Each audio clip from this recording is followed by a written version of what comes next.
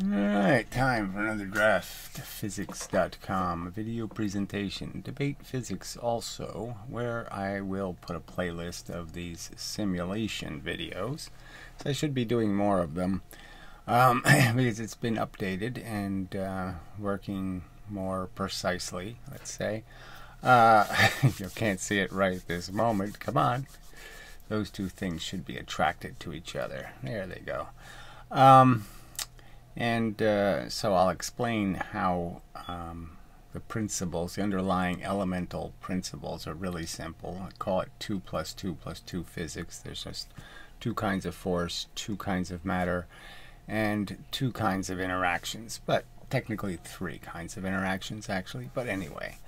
And it does the whole magnetic thing, charge thing. It creates the attraction and repulsion, and does it quite well, frankly, in terms of creating objects, composite objects out of the simple electrons and protons, and forming what would be nucleuses, and then, from there forming, hopefully, eventually atoms. Although, there is quite a challenge to maintaining, creating this universe, because there's a lot of things in it, a lot of little bits of force to account for, and some of it you have to cheat a little and create shortcuts that steal some of the functionality, I guess I would argue. But anyway, it does do what my intention is, which is illustrate that a very simple function can create what just seems like kind of a complex behavior. So, like in the current case, you can see that the two, you could call the red things, electrons, are repelling each other, but there is this attraction to the green, the proton, and it's just a matter of time before the electron finds a position where it will be able to sneak around and come in through the other side. So maybe I'll try to, well, see there. Now if they start that way, you'll see if they rearrange how quickly. I have it running kind of slow just to make it all visible, but you can sort of see that they will align and eventually become objects, and it does work. You just have to wait for it when it's running at a slower speed. See, I could speed it up and you'll get the picture. There you go. So it basically creates what are called deuterons, I think, by physics. The idea is that you have an electron on one side, an electron on the other side, and a proton in the middle. And I suppose the inverse is also quite possible, which is the electron in between two protons, which I would say would be more common inside of a nucleus. And once you have one of those objects, then it gets interesting in terms of how the force affects the different objects when you create movement. And so I would argue that that's the element inside of a piece of matter that actually holds its movement. So if you throw a wrench in space, it's the alignment of those objects that make it possible for the wrench to continue to fly through space without being dragged to a halt. So anyway, I think I'll just explain, and we'll leave it at that. But like I said, the basic elements are there. It does what it's supposed to do, which is it duplicates Maxwell's drawings of charged objects quite well, and that's the essence of magnetism also. So pause, and I'll be back. Alright, continuing. So it starts with the idea that there's just force bits and there's just matter bits in the universe, and everything just has momentum. So you can think of the force as just little elements with a vector. You can see that almost. And the idea is that there are two kinds. To go with the electron and the proton, there's actually two kinds of force bit. and then there's the two traditional matter bits. Now, I would claim that, frankly, you know, the particle physics explanation of other things besides just electrons, make them, make the proton the red, make the electron the blue, but really doesn't matter much. Okay, and that's all there are in the universe. So there's a bunch of this stuff, like a million times more than these matter bits, let's just say, for the sake of argument. So there's just two kinds of force, two kinds of matter, and the trick is, how does the force act when it hits the matter? So there aren't any other kinds of elemental particles. There's no neutrinos, there's no other things. There's just these things moving. And yes, they move at different speeds, then maybe you'll call them something else, but they're really not anything else. There's no tau or muon or any other kind of actual object. It has to be made out of these things moving, being pushed by this kind of force stuff. So let's just say we have an electron, well, proton, and a red force hits it. Okay, if it isn't moving, all right, that is, it doesn't have a, the actual function is, this is the shortcut the simulation takes.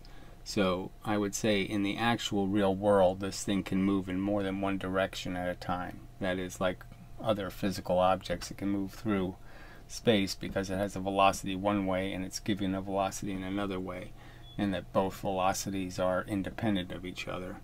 But in the case of the simulation, they've been all averaged, so you end up with a final velocity. That isn't truly accurate, but anyway, I don't think, to the actual function. But anyway, so let's just say it doesn't have any motion against, it's just still. It's not moving in a particular direction. Then the bit of force sticks, okay, and maintains what it's doing. And the idea is that this stuff always moves at the speed of light. It doesn't have any other speed, so it's just the speed of light all the time when it's free. But when it's stuck on a piece of matter, it has to push this heavier object. So just like any other momentum circumstance, it has to share its velocity across the mass of the electron or the proton, and that'll decide how fast it goes. So it obviously will move in the direction it's being pushed with a speed that'll be, you know, substantially slower than the speed of the force. And how fast, you know, that's another thing to figure out. But, you know, 1/10, 1/100th, it, you know, who knows. And the idea is that if another bit of force hits it, so let's just imagine this is the moving object. Well, that didn't work. Yeah, there's a little bit of fog. Anyway, so another one hits in the same direction, or something like the same direction. Let's just have it come in a slightly different direction. What will happen if it's going in the same way that this is already going, then it will combine. And basically you'll just end up with a new vector that's an average between the two, and it'll be, you know, twice the speed now because it's added more momentum. And so it can collect energy in a direction. So if you hit it with something like a photon or something, obviously that would be more hits from this direction than you get hit by the other direction in the same time, and that will propel you in that direction. Now if an opposing bit of red force bit hits, that's when it gets more interesting. It's too bad the red does not erase very well. Anyway, it's always something. What'll happen is because this is another force coming, it'll be just like a Newton's cradle, in the sense that you could just pretend this wasn't here, and the force bits will basically just react as if they were in Newton's cradle, and what you'll end up with is one reflection here. So one of these force bits will leave, and this one will reflect back where it came from. Now, depending on the angle, the reflection and the forward bit will be at different directions. You know, say if the bit comes in this way, so there's always an element. You're just trying to figure out, is there an element opposing the direction? If there's an element opposing the direction, then there will be a reflection, and the reflection will be some composite of the direction that it has versus the new direction you're adding, and so all that's mathematically figured out. Alright, let me erase this officially. See if it erases well enough. Yes. Okay. So now the circumstance, well, it's close enough, where, okay. So same idea. So we have a proton, and then let's say it gets hit by the opposing force, the electron force. Well, then the force bit just passes right through and gets changed into an electron force.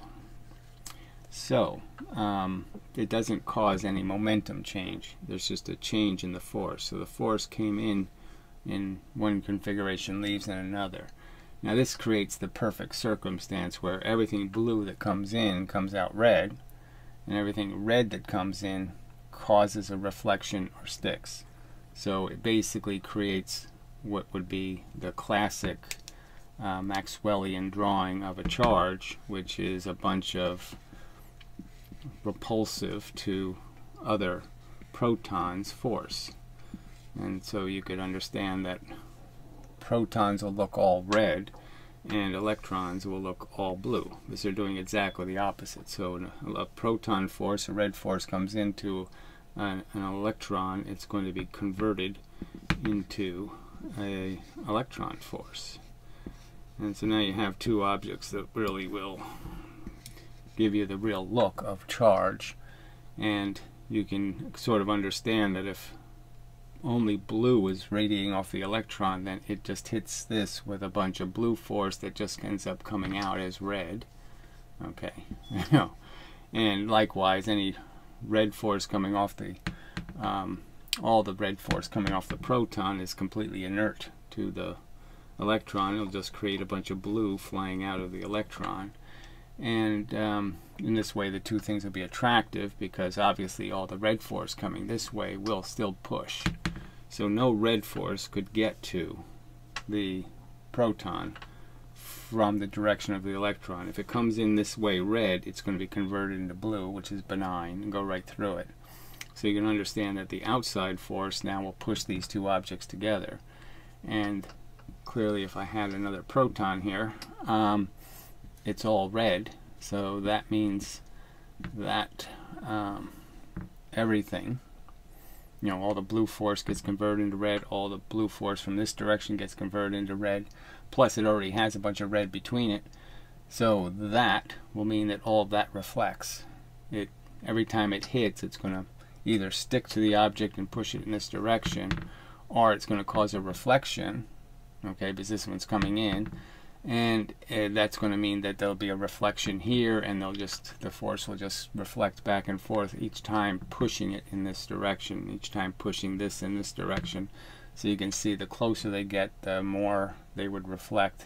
Further away they are, the less they would reflect.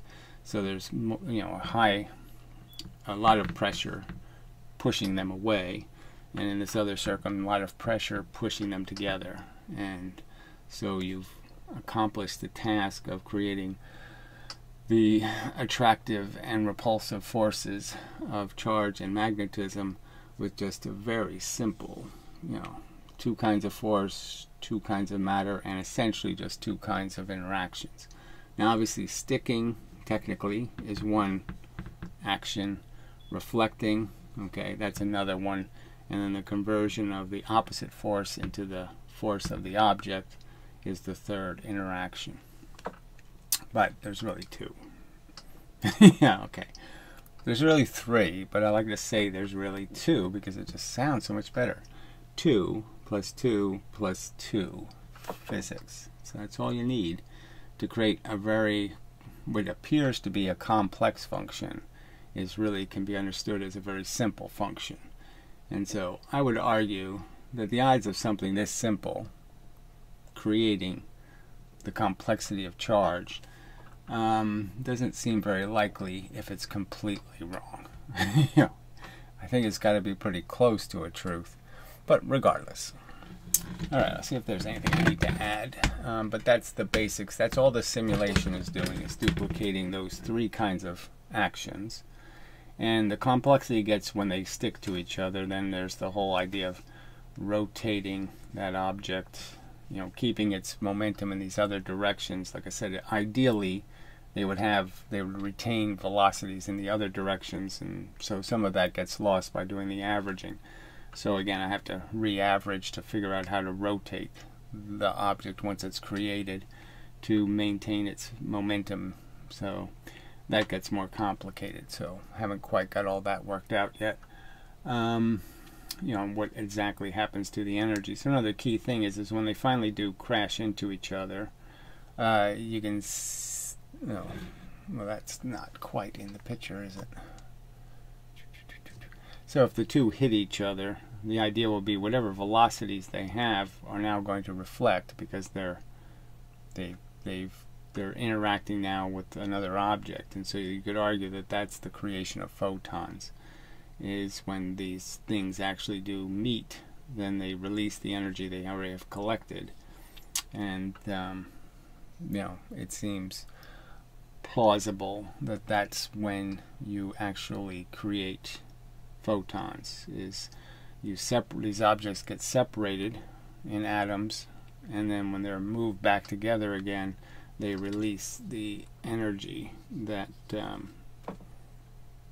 caused their separation. Alright, so anyway, I think that's enough. Well, indirectly, just because obviously they're going to be pushed back together, and the energy they collect is like you throwing something up in gravity. What goes up comes down again, and when it comes down again, it's going to release a photon. And so that's sort of how photons work, is that it's just about the fact that you're moving electrons in and then you move electrons out, and every time you do that you create a imbalance in the force. So every time electrons move towards each other, there's less force radiating, and every time they move away from each other, you're pushing more force out into the universe. So, and you could have that at a frequency. It makes perfectly good sense that they would oscillate, they would vibrate at a frequency. Alright, so I think that's enough. Move this back, make it a little bigger. But just see, once they create a shape, they tend to keep it, but you know, it does break down. It's all randomized, blah blah blah. But it does in fact work. I could add a few. Yeah, that's probably going to be interesting. Let's add a couple of matter bits, and then you'll get into much more complex shape making between the repulsive pressure between the reds and the reds, and the greens and the greens, and then the attractive pressure between green and red, and there you go. It pretty much lines up and creates a geometric shape that's more durable. And you can imagine that that's what takes place inside of the sun, and that creates the elemental nucleuses, and the peripheral electrons are kind of superfluous. It's the structure, the durability of the nucleus that is elemental physics, frankly. That's chemistry. Yeah. But anyway. Alright, so progress is being made, blah, blah, blah, blah, blah. And till the next time and such, I'll do some more testing of this, and then we'll fiddle with some of the rules and see what happens. And so forth and whatnot. Obviously, unexpressible thanks to the person who is providing the simulation. Really, yeah, good stuff.